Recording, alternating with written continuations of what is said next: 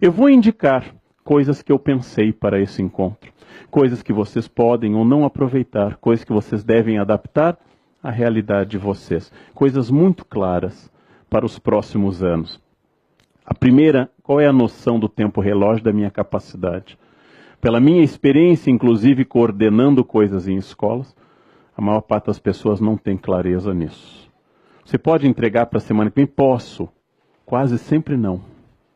Quase todas as pessoas não têm a correta relação entre seu tempo relógio e a sua capacidade. Por exemplo, quantas páginas eu leio bem por minuto? Se eu não tenho resposta a esta pergunta, eu não tenho resposta se eu posso ler o relatório até amanhã. Mas as pessoas dizem, eu posso. Ou, quantas horas eu necessito de sono regularmente? Algumas precisam de 4, 5, outras precisam de 8. Quantas horas minha concentração cai? Algumas pessoas isso decai em minutos. Outras têm um foco maior. Concentração é uma educação. Se eu não tenho resposta para isso, eu não posso responder a nenhum chefe e a nenhum colega se eu posso fazer essa tarefa. Há pessoas que não podem atravessar a noite trabalhando. Há pessoas que podem. São respostas muito objetivas para eu administrar meu tempo. E a primeira delas é, qual é o limite da minha capacidade? Em que eu preciso de ajuda, às vezes química, café, por exemplo, Red Bull. Vamos parar por aqui, que o Supremo ainda está debatendo o restante. Bem, multitarefas. Eu posso focar? Eu posso fazer duas coisas ao mesmo tempo? Eu estou inclinado a pensar que isso tem a ver com alguma habilidade prévia que pode ou não ser desenvolvida. Há pessoas que conseguem ver várias coisas ao mesmo tempo e há pessoas que não conseguem. E eu posso treinar um pouco isso. Eu posso focar ou eu posso dividir. Eu tenho que saber que é mais produtivo não atender celular e responder a e-mails do que fazer as duas coisas ao mesmo tempo. Bem, terceiro, mudar o tipo de tarefa, priorizar. É um conselho do Exército Americano num famoso quadro. Quais são as tarefas urgentes? Quais são as tarefas não urgentes? Quais são as tarefas de médio e longo prazo? O que eu tenho que decidir para agora ou para daqui a alguns anos. Quarto, evitar sempre a tarefa seguinte. Ela é o envenenamento da atual. Se eu estiver aqui falando com vocês, onde eu creio estar na minha consciência inteiro, e não pensando no meu voo à tarde para Salvador, na palestra da noite e amanhã, eu vou tornar este momento ruim para vocês e para mim. E não vou melhorar o momento seguinte. Estar onde eu estou, concentrar-se. Estar inteiramente dedicado àquilo que eu estou como se fosse o único lugar do mundo. Isto vai dar um foco extraordinário. Usar os recursos eletrônicos e não ser usado por eles. Sair de 99,9 grupos do WhatsApp que vocês estão. Parar de receber informações inúteis que enchem de lixo, não acrescentam nada e atrasam. Característica de um loser é dividir a sua atenção com coisas sem importância. Então, quais são os recursos eletrônicos que podem me ajudar? O vício das redes sociais. Ter que comunicar tudo. Cheguei, estou aqui, kkkk. Né? Almocei, chove. Né? Pensem quais são as informações relevantes que eu preciso dar. E quais são as irrelevantes. E deixem os outros trocar informação o dia inteiro sobre o nada. E foquem naquilo que só vocês podem fazer. É um vício. Não é o patrão que tem que barrar o Face, gente. São vocês que têm que barrar o Face. São vocês que têm que estabelecer um filtro. Se vocês somarem as horas dedicadas ao Face, pensem no que representa de fato. Ou qualquer outra rede. Quando eu tenho muitas tarefas, é bom diversificá-las. O corpo e o cérebro respondem muito bem a uma atividade física, seguida de uma atividade intelectual, seguida de uma atividade afetiva. Responde muito bem ao exame de uma planilha Excel, seguido de uma análise de um texto mais geral. É muito ruim ficar em planilha Excel 12 horas seguidas. É muito ruim isso. O corpo tende a mudar o foco e o cérebro desliga automaticamente quando a repetição acontece. Voltamos ao casamento. As horas para as estratégias de médio e de longo prazo. Se eu não controlar isso, eu serei um tarefeiro. E vocês sabem melhor do que eu, como administradores e estudantes, que a todo instante as tarefas que chegam a nós são as tarefas do cotidiano. Eu aqui pensando numa matriz energética do Brasil e o mundo quer que eu troque a lâmpada do corredor. E a lâmpada agora é nova, tem um novo padrão, é mais cara. Temos que botar no estoque. Eu pensando numa matriz energética, eles me fazendo trocar a lâmpada. Eu querendo essas coisas, ou seja, eu tenho que estabelecer um tempo, pensar a médio e longo prazo, ou eu nunca terei este tempo. E esse tempo não pode ser sexta no final do dia. Assassinos do tempo, culpados, celular, o computador, companhias de amigos e colegas. Claro que um amigo bom é excelente. Claro que até um colega pode ser excelente, é possível. Há estudos demonstrando que há colegas interessantes. Mas a falta de objetividade nas reuniões é a morte. É a morte. As pessoas seduzidas pela própria voz. As pessoas que introduzem um tema longamente. Eu queria, isso que o diretor acabou de me pedir, que eu acho que é muito importante, assim, que eu vou expressar minha opinião. Não sei se é de todo mundo, mas eu vou falar da minha opinião neste momento e, basicamente, acho que nesse tema que nós estamos tratando, eu tenho vontade de estrangular um ser assim, gente. Eu tenho vontade de estrangular, de enfiar algum fio 220 para ver se a pessoa fala aquilo. Acabava de falar a Berenice no carro. Às vezes eu atravesso a cidade de São Paulo, não, para ter uma reunião que a pessoa me diz uma coisa que podia ter ido por e-mail. Ou Skype, que é uma invenção maravilhosa. Eu não preciso de quase mais nada presencial, nem sexo, não preciso de mais nada presencial. É muito mais seguro, mais rápido e mais prático. Algumas ocasiões que olhar no olho é bom, mas cada vez menos. Cada vez menos. Mas trânsito, falta de planejamento. Planejamento é fundamental para tudo. Esses são assassinos do tempo. Quando eu consigo, eu vou chegar a esse assassino mor que são as redes sociais, que podem ser úteis. Passei anos fora do Face, tinha deletado, voltei. Já estou pensando de novo se vale a pena, porque as pessoas vão demandando. Elas vão demandando cada vez mais.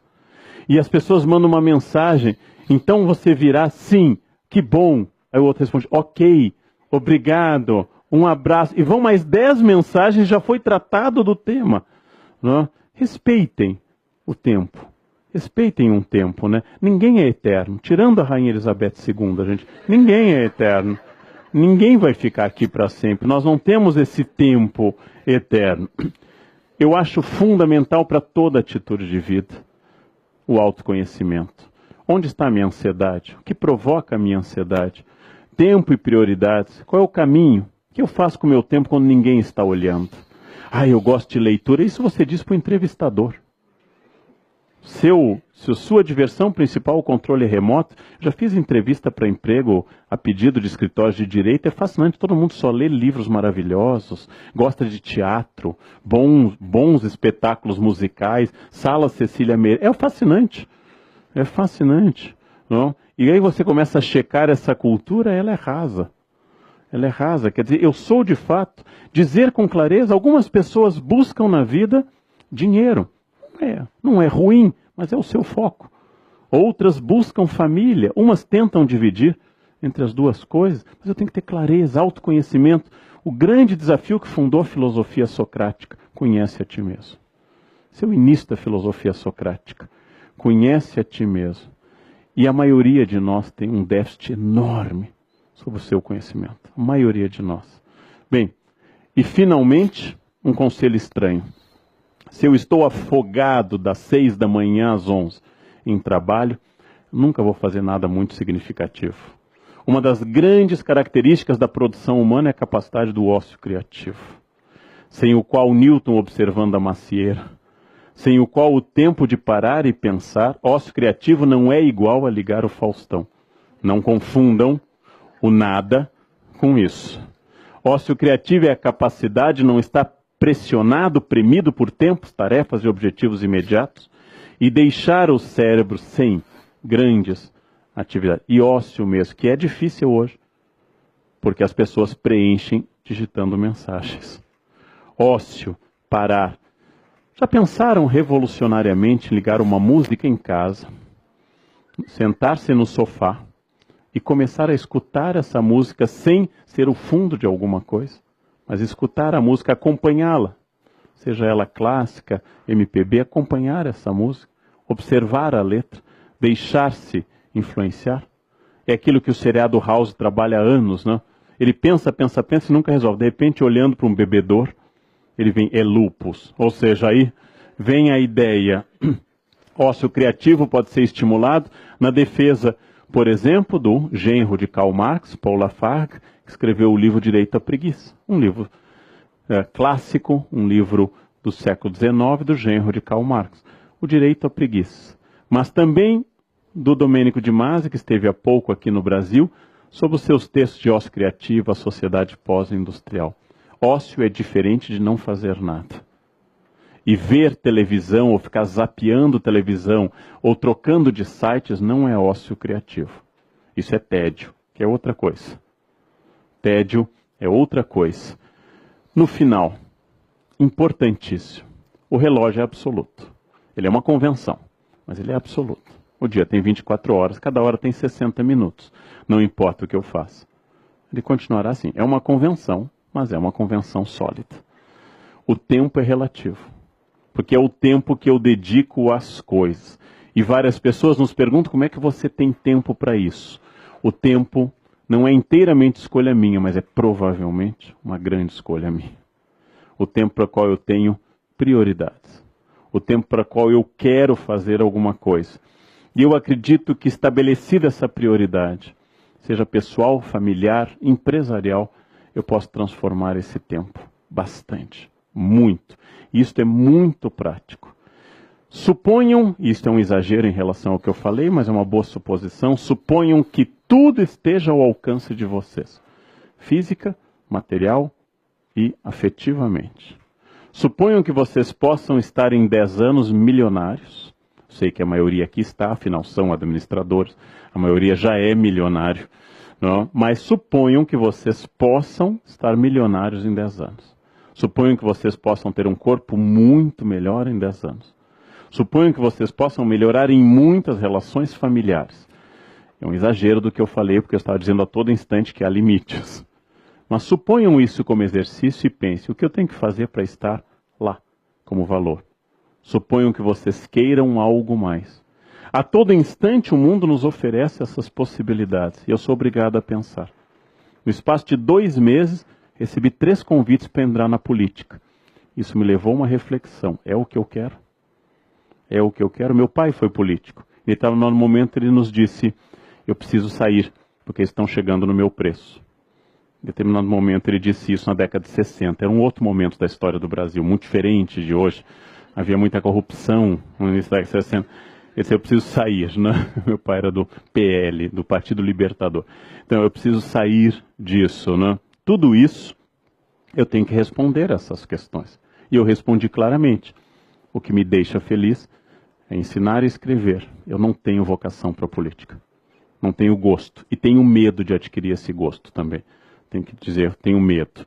Tem coisas que eu acho que podem me seduzir, então é melhor evitar. É melhor evitar, não? E isto é uma dessas coisas. Em tudo, ser senhor de si. Em tudo, ser senhor de si não é ser Deus, como diz a autoajuda, que eu possa criar tudo, mas é entender que estratégia é uma decisão pessoal, racional, que decidida vai ter que contrapor a estratégia dos outros e ao aleatório. Citando Sartre, não importa o que a vida fez de você, mas o que você fez com o que a vida fez de você. Não importa o que aconteceu comigo. Talvez eu tenha outros limites, mas o que eu fiz com o que aconteceu comigo?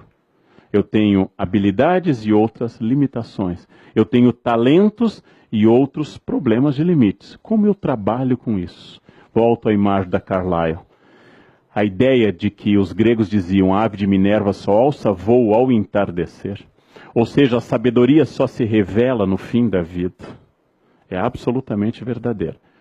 Não existe adolescente sábio. Tem os não loucos, mas não existe adolescente sábio. Não existe alguém de 12 anos tomado de sabedoria pessoal.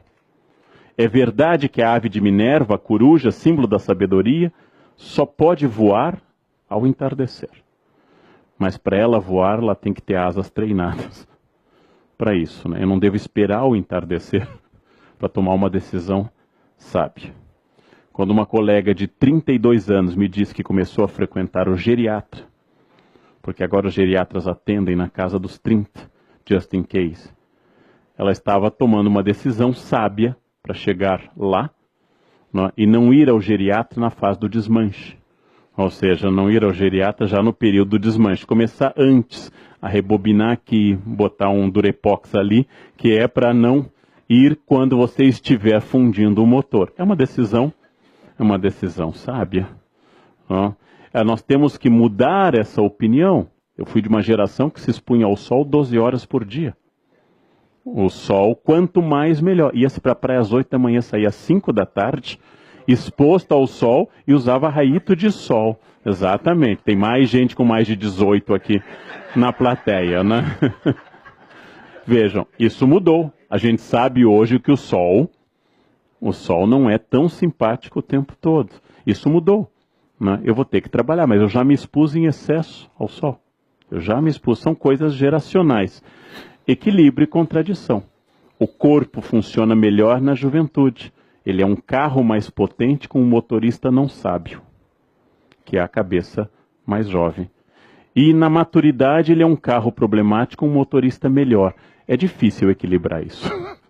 É muito difícil. Não? É uma batalha perdida, mas é uma batalha interessante. A essa batalha geralmente chamamos vida.